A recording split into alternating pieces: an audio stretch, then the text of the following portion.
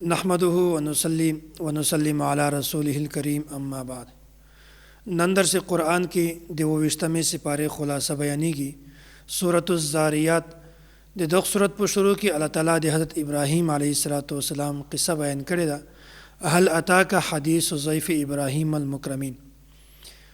قرآن کریم کې په مختلف مقامات باندې د حضرت ابراهیم علیه السلام قصه بیان شوې ده. دلته چې کومه د حضرت ابراهیم علیه السلام قصه بیان شوې ده، دا ده چې ابراهیم علیه السلام ته فرشتې راغلي او د دغو فرشتو بنیادی طور باندې د راتلګ دوه مقصدونه وو. یو مقصد خدا وو چې د حضرت ابراهیم علیه السلام ته د بچی خوشخبری ورکوله، اسماعیل علیه السلام، او د دې د راتګ دوه مقصد دا وو چې د یو سرکش قوم د حضرت لوط علیه السلام قوم چې کوم هغه ته د عذاب ورکاو او په دې باندې د دې قوم چې کوم هغه دغه فرشتو تباہ او برباداو. نو د دغه فرشتو د راتلګ بنیادی طور باندې دغه دوه مقصدونه. بیا مخته څو آیاتو کې الله تعالی د مختلفو قومو تذکره بیان کړی ده، د قوم لوط، د قوم عاد، قوم ثمود، د فرعون، د قوم نوح. دغه قومو ته پیغمبرانو دعوت ورکو، بیا د سرکشي اختیار کړ، دعوت قبول نکو، بیا الله تعالی په دې باندې عذاب راوست. والسماء بنيناها بأيد وإنا لموسعون.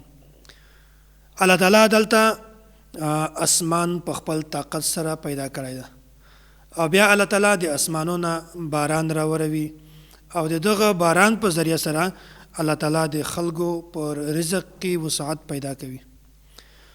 او داسې الله تعالی نور هم ډېرې زیاتې نمونې پیدا کړي دي. هر شی د الله تعالی دوه قسمه پیدا کړی ده. د هر شي الله تعالی جوړه پیدا کړې ده. که الله تعالی یو انسان یا یو شی تور پیدا کړی ده، د یخ په مقابله کې سپین هم پیدا کړی ده.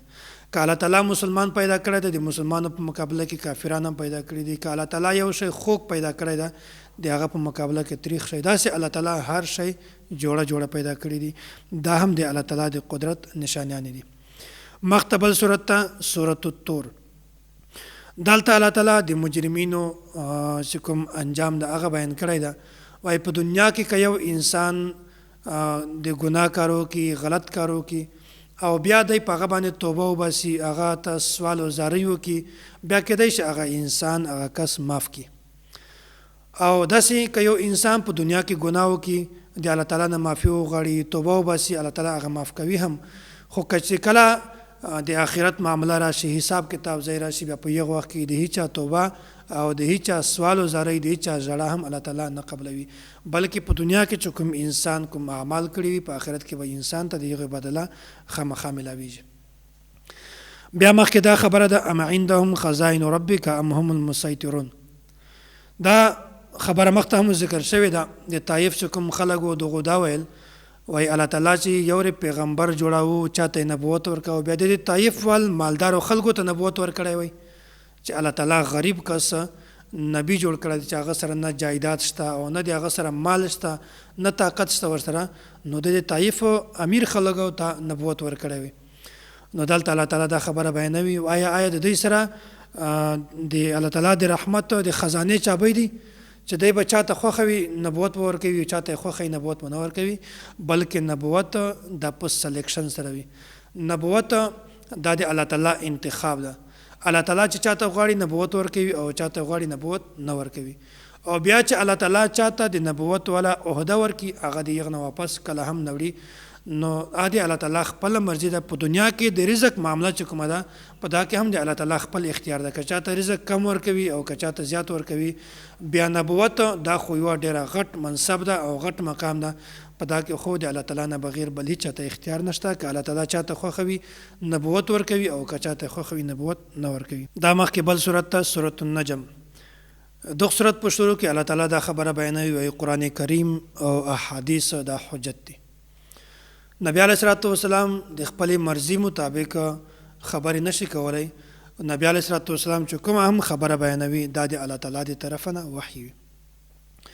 الله تعالی نبی علیه السلام باندې وحی را نازله کړي او بیا پیغمبر علیه السلام مخته امت ته خبره بیانوي. که چیرې د دغه نه الفاظ او معانی دا دواړه مراد وي، بیا د دغه نوم قرآن کریم ده. او که چیرې د دغه الفاظ مراد نه وي، که تاسې دا وایي چې مونږ ته صرف معانی بیان کا، بیا د دغه نوم حدیث ته او دا ته سنت هم وایي.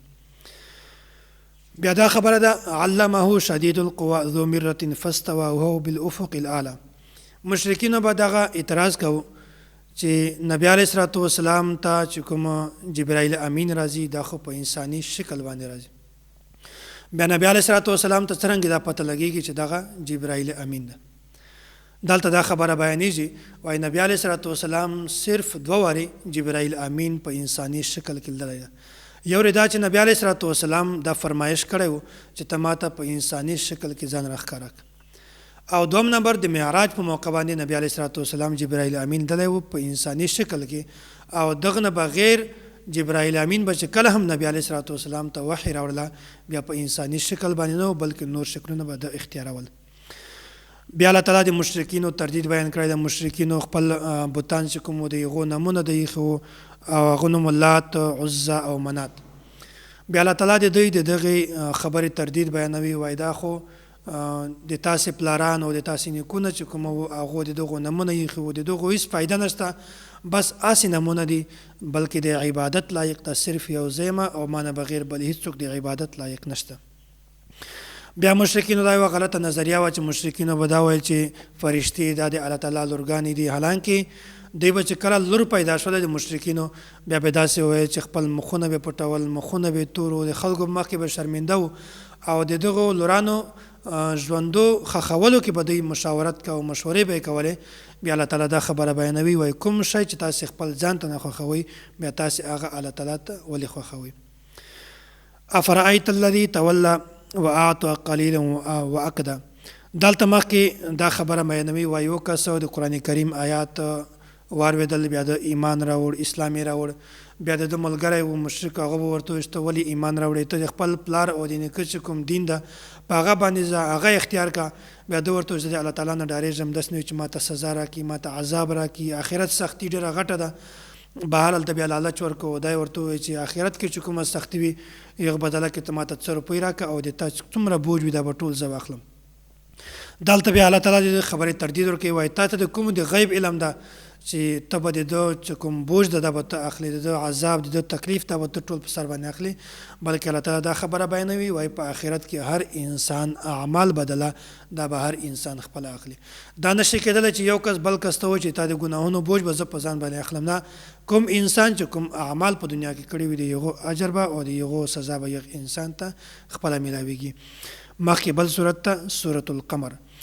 نبی علیه الصلاۃ والسلام چې کله د مینا نه واپس راته په مینا کې و بیا د شپې خبره ده چې مشرکینو نبی علیه الصلاۃ والسلام ته دا خبره وکړله وایي ته مونږ ته معجزه پیش کړه او مونږ به یا په تا باندې ایمان راوړو. فرمایشي معجزې مطالبه یې وکړله. بهرحال نبی علیه الصلاۃ والسلام ورته وویل وایي که چېرته ما تاسو ته معجزه پیش کړه یا به تاسو ایمان راوړئ دی ورته چې بالکل به ایمان راوړو. بیا داسې وشول چې نبی علیه الصلاۃ والسلام میاشت ته اشاره وکړه میاشت 2 ټوکړې شوله د الله تعالی طرفه نه معجزه وه یوه ټوکړه مغرب ته ولاړله او یوه ټوکړه مشرق ته وړله. بهرحال بیا هم دوی دغه بهانې کولې دوی دا جادو ده دا سحر ده دا معجزه نه ده او دوی بیا هم ایمان نه راوړ. بیا مخکې د قوم نوح طوفان خبره ده. حضرت نوح علیه السلام باره کې دا راځي چې نوح علیه السلام 900 کاله خپل قوم ته د توحید دعوت ورک او دوی خبره نه منله. دا هم په روایت کې راځي چې دوی به د نوح علیه السلام کله کله تربتاو په غاړه کې به نیمه او تکلیف یې ورکاو. نوح علیه السلام بیا هم دا دوی لپاره دا دعا کوله چې یا الله دوی ته هدایت ورک. او چې نوح علیه السلام ډېر زیات تنګ راغی د نبي الله تعالی ته دا سوال وکړو چې یا الله ته د ما مدد وکړه. بیا الله تعالی د هغه بدله کې دوی ته عذاب راوست د طوفان ول چې اوبه د ځمکې نه هم راخوټېدلې او اوبه د اسمانونو هم راتللې او داسې بیا تفصیلي خبره ده چې الله تعالی په حکم سره د کشتۍ جوړه کړه او چا ته حکم ورکړ چې هغه د الله تعالی بچ کړل او کوم کسان چې کافران و هغه الله تعالی ټول تباه کړل. قرآن کریم دا آسان ده. ولقد یسرنا القرآن للذکر فهل من مدکر. دلته د قرآن کریم آسان ده د دغه څه مطلب ده؟ د دغه 2 مطلبونه دي. یو خدا ده چې قرآن کریم آسان ده د واعظ و نصیحت په لحاظ سره او د دغه 2 مطلب ده چې قرآن کریم آسان ده د احکاماتو په لحاظ سره. په دغه کې احکامات چې څومره بیان شوي ده آسان دي. نو د دغه دا مطلب اخیستل چې قرآن کریم د واعظ و نصیحت په لحاظ سره ډېر آسان ده دا بالکل ټیک ده. او د دغه دا مطلب اخیستل چې قران کریم کې احکامات ډېر آسان دي دا خبره بالکل غلطه ده ځکه چې د اجتهاد او د استنباط ضرورت دغه لپاره او کچیرته د قران کریم احکامات آسان وي بیا به د اجتهاد او د استنباط ضرورت نه او داسې قران کریم کې هغه آیات چې هغه خپل منځ کې تعارض وي او داسې اجمالی کې یا ابهامي د یو د لپاره هم د اجتهاد ضرورت شته دا مخکې بل صورت ته سورۃ الرحمن د صورت ته سورۃ الرحمن ولې ویل کیږي ځکه چې مشرکین د رحمان د نامه واقف وو خدا سی وو چې دغه نوم ډیر زیات مشهور معروف نو بیا به د ضد وجن دا ویل چې مر رحمان د رحمان ته شایده د وجنه بیا الله تعالی د صورت نوم رحمان کې خود او داسې د صورت په شروع کې الله تعالی دا ذکر ک الرحمن علم القرآن د وجنه د صورت ته سورۃ الرحمن ویل کیږي علم القرآن دا الله تعالی قران کریم ورزه کړی دا خبره خو ذکر شوی ده چې کوم شی الله تعالی ورزه کړی ده قران کریم ده او چاته ورزه کړی ده دا خبره الله تعالی نه بیان کړي دغه بنیادی وجه ده چې قران کریم دا براه راست چې کوم سړی ته د تعلیم ورکول کیږي هغه حضور پاک صلی الله علیه وسلم ده او د نبی علیه الصلاه والسلام په واسطه سره دغه قران کریم تعلیم د امت ته ورکیږي او د دې بنیادی دوه وجه ده چې د قران کریم تعلیم دا هر چاته ده دا د یو کس خاص کا سره خاص نه ده بلکې دا هر چاته د قران کریم تعلیم ده ذکر دا مفعول به ذکر نه ده تعالی کړي بیا مخکې دا د کل من علیها فان وای پنځمکه باندې هر شی و فنا کیږي یو شی هم داسې نه چې هغه فنا کیږي بهرحال الله تعالی به ټول انسانان ختم کی ټول جناور به ختم کی څلور فرشته به پاتې شي بیا به الله تعالی هغه هم ختم کی صرف به الله تعالی ذات پاتې شي او بیا به الله تعالی حساب کتاب دا ټول دلته شروع کی بیا د فنا دوه قسمه دي فنا امکانی او فنا عملی او دغه ټوټل تفصیل چې کومه د عقیده طحاویه کې دا تفصیل موجود ده استاد محترم متکلم اسلام حضرت مولانا محمد الیاس ګومن حفظه الله دا کومه د عقیده طحاویه شرح لیکل ده په هغه کې دا ټول تفصیل موجود ده یا معاشر الجن والانس ان استطعتم ان تنفذوا من اقطار السماوات والارض دالته الله تعالی دا خبره بیان کړې ده وای کچیر دی اسمانو دا او د ځکه نه تاسو د الله تعالی د عذاب نه ځان بچ کول غواړي بیا ځان بچ کړئ خو تاسې هیڅ طاقت نشئ لرلی بلکې الله تعالی د دغه نه الله تعالی بیانولو بنیادي طور باندې مقصد دا ده چې الله تعالی چاته هم عذاب ورکوي د الله تعالی د عذاب نه هیڅوک هم ځان نشي بچ کولی بیا مخکې الله تعالی د جنتیانو نعمتونه بیان کړي دي چې جنتیانو ته به په جنت کې الله تعالی حورې ورکوي او د دوی نکاح به وي ورسره بیا به الله تعالی چشمه ورته جاری کوي د اوبو والا به وي د ګبین والا به وي د شودو والا به وي د داسې د شراب والا چینی به وي د الله تعالی ټول جنتیانو ته به الله تعالی دا نعمتونه ورکوي دا صورت ختم شو مخکې بل صورت ته سورۃ الواقعه د دغه صورت په شروع کې الله تعالی د درې قسمه خلکو تذکره بیان کړې ده اول قسم دیغه خلکو جماعت ته ټولۍ ده چې هغه به خپل ایمان او د نیک اعمالو په اعتبار سره د جنت لوی مقام ته ځان رسوي او دوم کسان هغه خوش نصیب خلک دي چې هغه ته الله تعالی نامه اعمال په شیله سره ورکوي او درم نمبر باندې هغه خلک دي چې الله تعالی یو ته نامه اعمال په کین سره ورکوي د دې تذکرہ الله تعالی بیان کړی د مخکې الله تعالی د جنتیانو نعمتونه بیان کړی دي چې دوی ته په جنت کې میوه ملاويږي دوی ته په جنت کې حور ملاويږي باغات پوي او دوی په صوفو باندې مخامخ بل سره ناست وي او داسې الله تعالی دوی ته د مرغۍ ولا غوښه په جنت کې چې انسان د څه تقاضا وکړي د تشي هم خواهش وکړي الله تعالی به دې خواهش پوره کوي بیا د جهنميانو عذاب د چې په جهنميانو به څه قسم عذاب راځي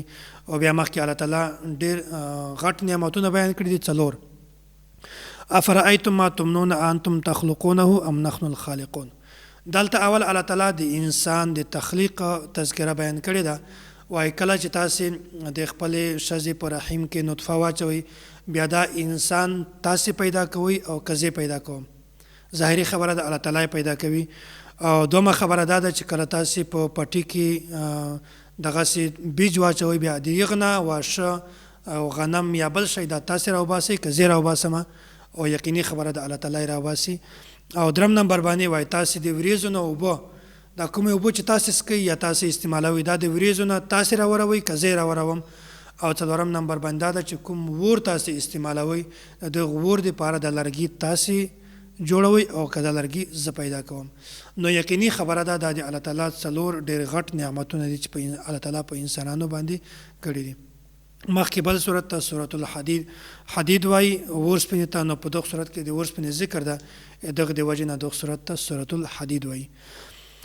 هو الاول والآخر والظاهر والباطن وهو بكل شيء عليم. الله تعالی اول حقیقي هم ده او الله تعالی آخر حقیقي هم ده. اول حقیقي مطلب دا ده چې اول الله تعالی هغه ذات ته چې په دنه مخته هم هیڅوک نه و، چې هیڅوک نه و الله تعالی بیا هم و. او آخر مطلب دا ده چې هیڅوک په دنیا کې نه وي الله تعالی به بیا هم وي. او داسې الله تعالی ظاهر ده او باطن ده. د الله تعالی د ظاهر مطلب دا ده چې الله تعالی د قدرت چې کومې نشانیانې دي دا په هر ځای کې پیلاو دي. او باطن مطلب دا ده چې الله تعالی دا په دنیا کې څوک په خپلو سترګو سره الله تعالی نشي کتلی. نو د دې وجې نه الله تعالی اول هم ده، آخر هم ده، ظاهر هم ده او الله تعالی باطن هم ده. بیا الله تعالی مخکې دا خبره بیان کړې ده، وایي کوم په دنیا کې چې ما تاسو ته مال درکړی ده دا ټول د ما مال ده، خو د څه وخت لپاره ما تاسو ته درکړی ده. او د الله تعالی مال د الله تعالی په لاره کې خرڅ کوئ، په دا کې تاسو کنجوسي مه کوئ. او بیا د صحابه کرامو مرتبې بیان کړي دي چې دغه صحابه دا ټول الله تعالی کامیاب کړي دي، جنت ته به ټول ځي، خو د هر یو صحابي د ځان ته مرتبه ده. او بیا الله تعالی د مؤمنینو او د منافقینو تذکره بیان کړې ده، وایي مؤمنین به داسې وي چې دوی به همیشه دپاره کامیابي او دوی ته به نور ورکول کېږي او دوی به په دنیا کې هم کامیابي او آخرت کې به هم کامیابي. او چې کوم دغسې منافقین دي دغه هم په دنیا کې لالچ کوو او دوکې به یې کولې، فراډ به یې کوو، نو په آخرت کې هم دوی همیشه دپاره ناکام دي. الله تعالی دې موږ تاسو ته د دین سمجھ را نصیب کړي او الله تعالی دې موږ تاسو حشر دا د نیکو خلکو سره وګرځوي. واخر دعوانا ان الحمد لله رب العالمین.